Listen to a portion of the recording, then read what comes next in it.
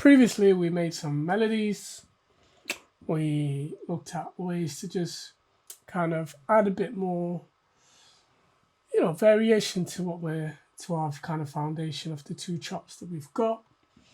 And I played some in and kind of treated it with some reverb and some delay, and pitched it up. But guess what? I got rid of it because I didn't like it anymore.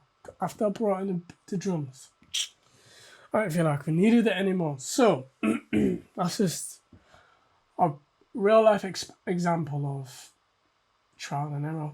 Do you know what I mean? Anyways, today we're going to focus on drums. So, quick thing about me, I started off as a drummer, playing in a band. So, my first instrument that I learned was the drums. And, it taught me rhythm, it taught me how to hold a rhythm for a full song, it taught me how to count bars in my head, it taught me, kind of build that instinctive knowing of when things are meant to happen. And also made my forearms just super, super hench when I was young. I was like this.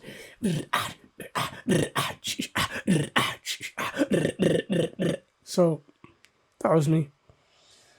But that also made me a bit of a snob when it comes to drums and how drums should sound. So I spent a lot of time finding the right drum sounds. Good kicks, good 808s, good snares, claps, hi-hats, open hi-hats, percussion loops, hi-hat loops, and I'm going to be using most of that today. So, first things first, I started off with my like a pattern of like hi-hat pattern, because I'm just a big fan of just kind of creating movement. And with movement, you've got to kind of just figure things out for yourself. Let's turn this bad boy down.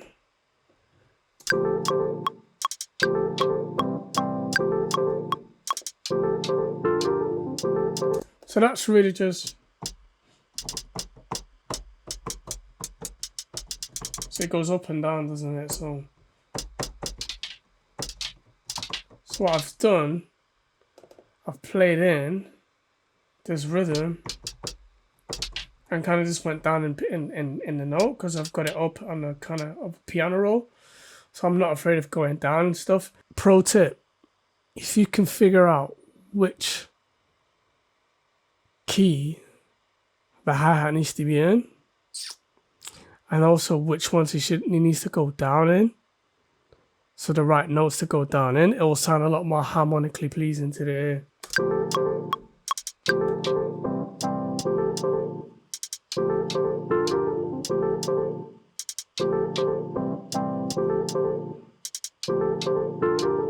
Simple. Like this is where my groove's coming on.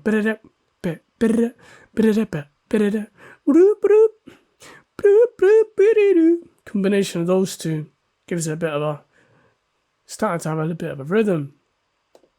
Next up,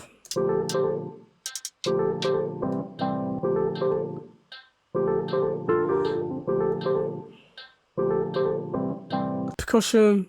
I just took the WAV, put it in the session, and for me that was just to kind of glue in, just give the drum beat a glue, like somewhere to, like an anchor, beep, beep, on the off. That too is also like almost like a head bop kind of thing, but also for me, while I'm building this groove, is like, this is where I want to be at. This is actually the feeling that I'm looking for. So with them two combined,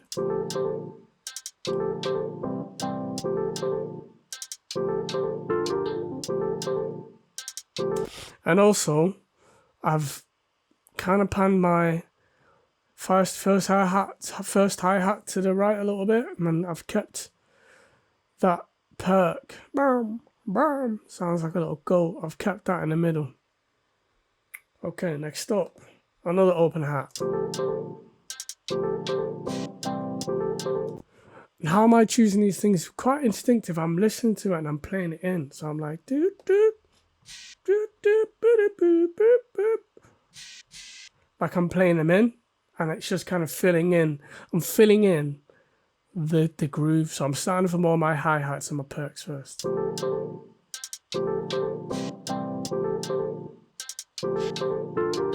And you can see that's panned to the left a little bit more.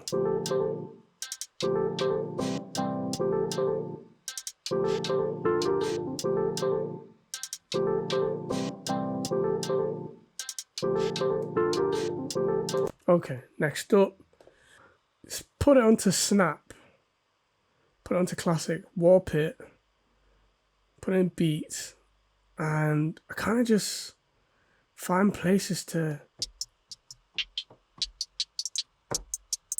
like, times to play it.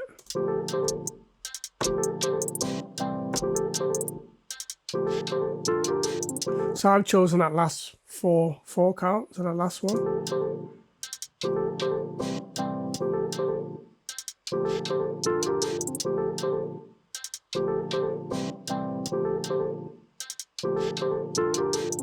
And it's really just to carry us over to the next bar. Yeah. Okay. Another hi-hat, another open hat. I call it open hat, but really it's like a quick loop that I've just, where is it now? Here it is. But that's all we get. Another hi-hat loop that I've kind of just used and triggered now and again.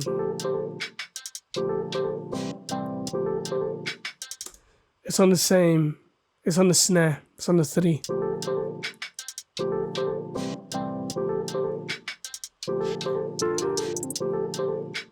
Cool. And now you'll hear the snare.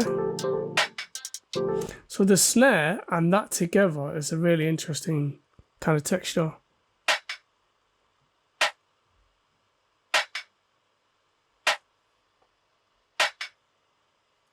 Cool. Next, it's my kick. Like, if you've ever been out, you're out in a club and you hear your favorite kind of rap tune or music that comes from that kind of genre, you'll know the kicks are absolutely thumping. It's thumping. Not only is it loud, it's thumping. And the first step of that, of getting that thumping sound, is finding a good kick. See, for me, I know this is more of an R&B tune, but still, no reason for not it to knock. And how I place mine is really through just feeling all out.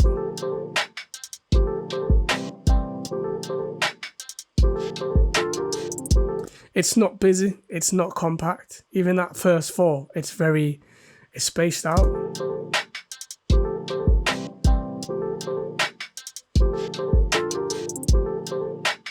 Because there's so much else going on with the hi-hats and the perks. If that was a busier kick drum pattern, then it wouldn't work. Last but not least, 808.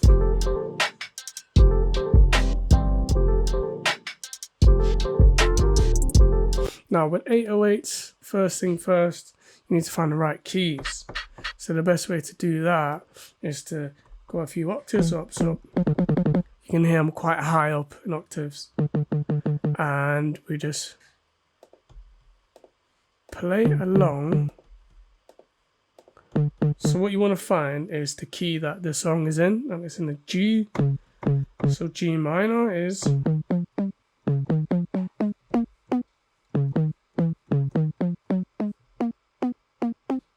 there we go. Now, if you don't know that and you don't know much about scales and music theory, it's very easy. Just find, while you're playing a beat, let's get rid of that, find the notes that work. So those two work.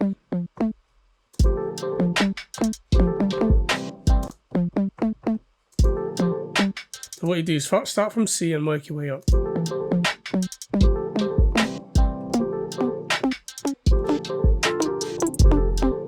So now I know which ones work.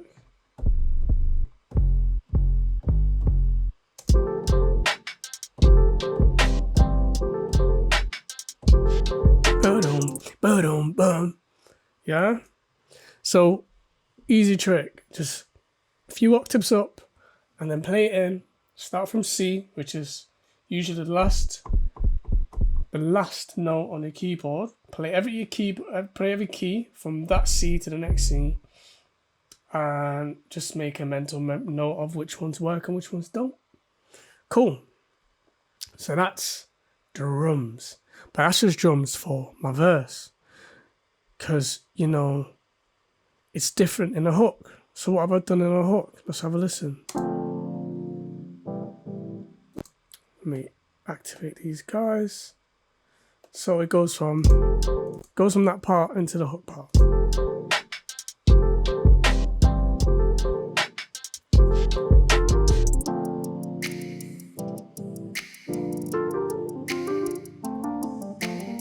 As you can hear and see, it's not busy. The only thing that's busy and going is the hi-hat and the snap.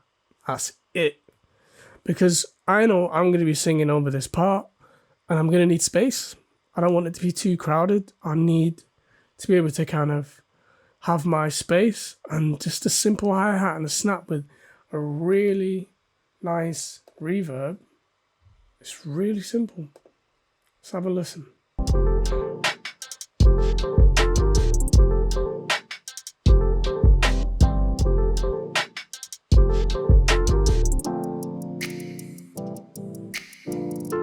Let's have a listen to that snap. Let's have a listen without this reverb. So it comes with a bit of its own kind of tail. With. Gives it that massive, massive space. And we've been building this up. And we've got this hi-hat that's just running.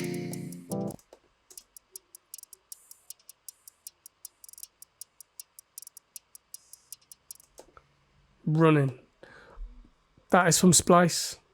I'm using it as it is because it works. Don't have to overcomplicate things. Yeesh. Yeesh.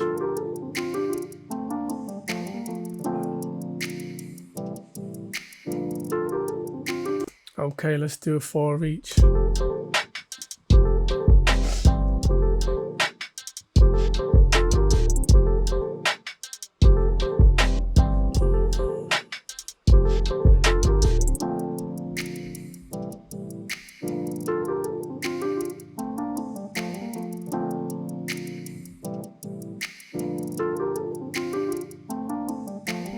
So that's all my drums.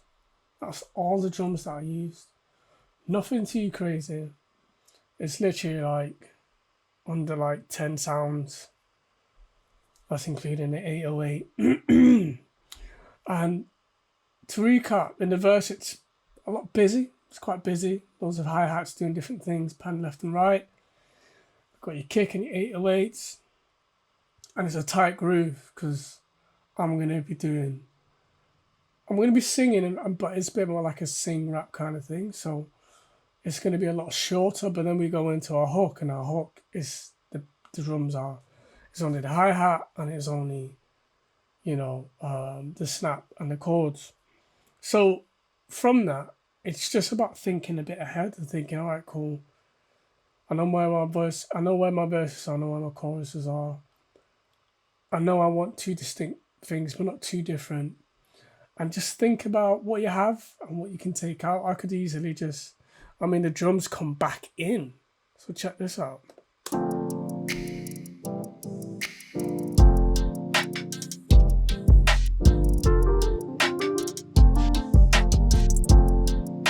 So they come back in, but it's about energy, and it's about kind of taking the energy and going like this and then dropping back down and then coming back up. And that's really about arrangement and stuff. So we're going to be talking about arrangement next in the next lesson. Hope you guys have taken some gems from this.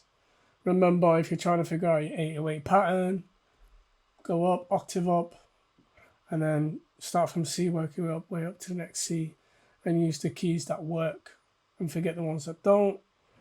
Don't be afraid to pan your stuff, your hi-hats and your perks left and right. Don't be afraid of using different types. different types of perks and hats. Hi-hat loops are pretty cool. Just figure out a way you can trigger them so you've got control of when they happen and when they don't. And that's it. We're going to be looking at arrangement next. So stay tuned, stay blessed. And it's HMD. I'll catch you guys next time.